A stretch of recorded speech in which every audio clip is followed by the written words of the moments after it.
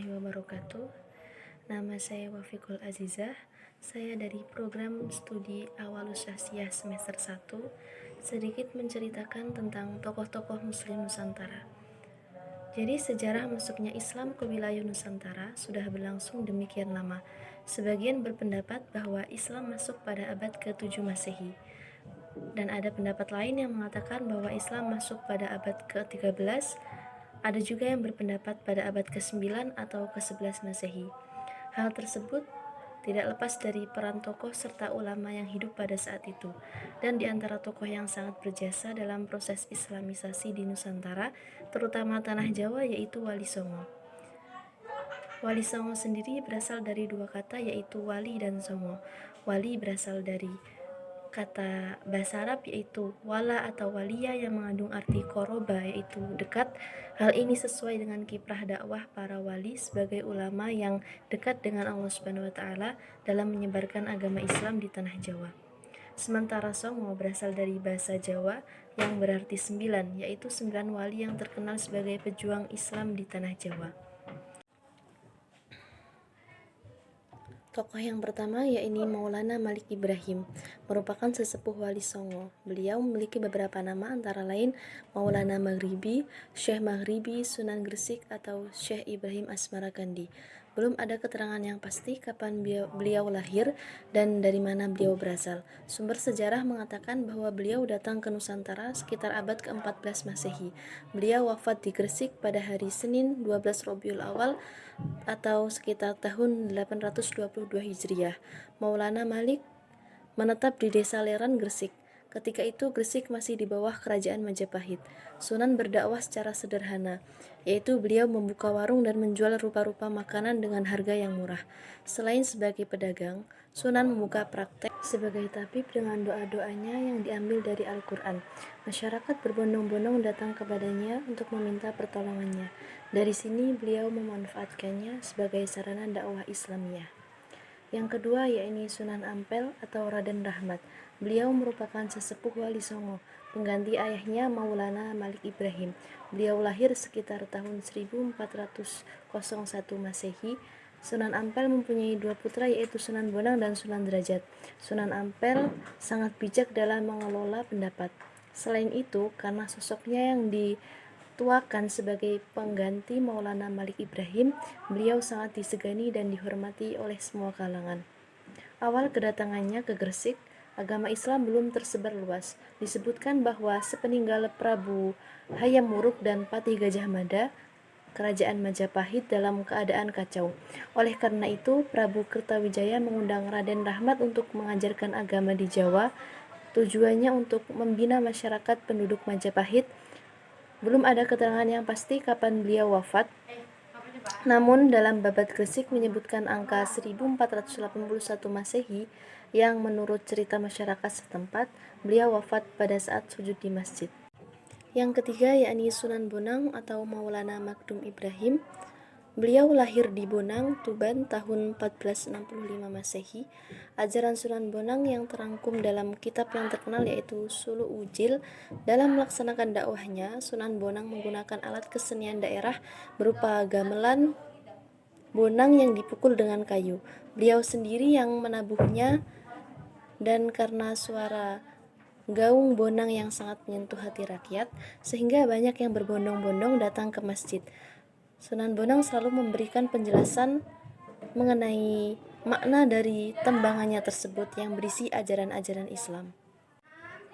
Yang keempat yaitu Sunan Derajat atau Raden Qasim. Sunan Derajat memiliki nama lain yaitu Syarifuddin.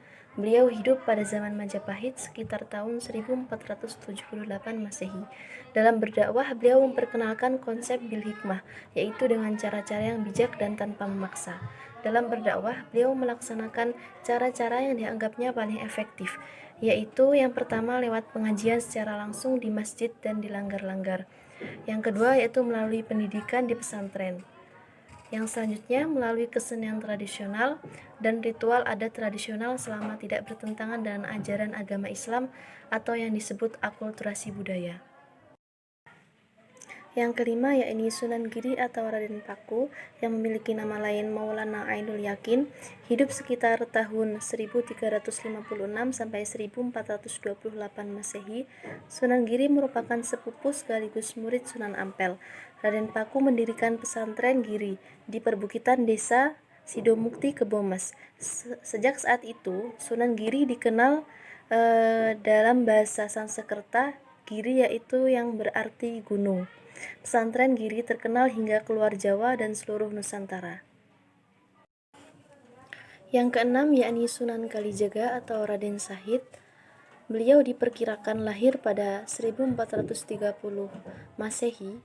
Cara dakwah beliau berbeda dengan wali lainnya, yaitu beliau berani memadukan dakwahnya dengan seni budaya yang telah menjadi kebiasaan adat masyarakat Jawa, seperti berdakwah dengan wayang, gamelan, tembang, ukir, dan batik. Selain sebagai seorang pendakwah, Sunan Kalijaga dikenal sebagai budayawan. Ajarannya yang terkenal disebut dengan nerima ing pandum, yang diuraikan dengan sikap rela, nerima, temen, sabar, dan budi luhur. Yang ketujuh yakni Sunan Kudus atau Ja'far Shiddiq, lahir sekitar abad 15 Masehi. Dalam mengajarkan agama Islam, Sunan Kudus mengikuti jejak Sunan Kalijaga, yaitu menggunakan tuturi handayani, yang berarti Sunan Kudus tidak menggunakan cara yang bersifat memaksa atau keras, melainkan mengarahkan masyarakat sedikit demi sedikit. Sunan Kudus wafat pada tahun 1550 Masehi atau sekitar 960 Hijriah, dan makamnya terletak di Kudus. Yang kedelapan yakni Sunan Muria atau Raden Umar Said. Beliau merupakan putra Sunan Kalijaga. Belum ada tanggal yang pasti kapan beliau dilahirkan.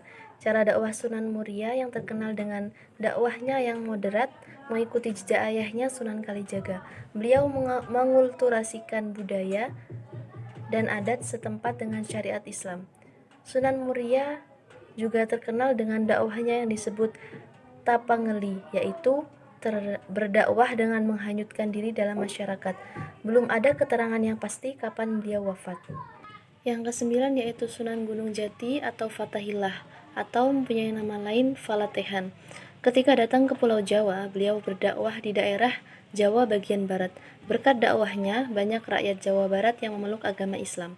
Dalam kurun waktu yang tidak lama, Falatehan berhasil menaklukkan Banten, Sunda Kelapa, dan Cirebon, sehingga beliau telah berhasil merintis hubungan antara Banten, Sunda Kelapa, Cirebon dengan Demak, Jepara, Kudus, Tuban, dan Gresik.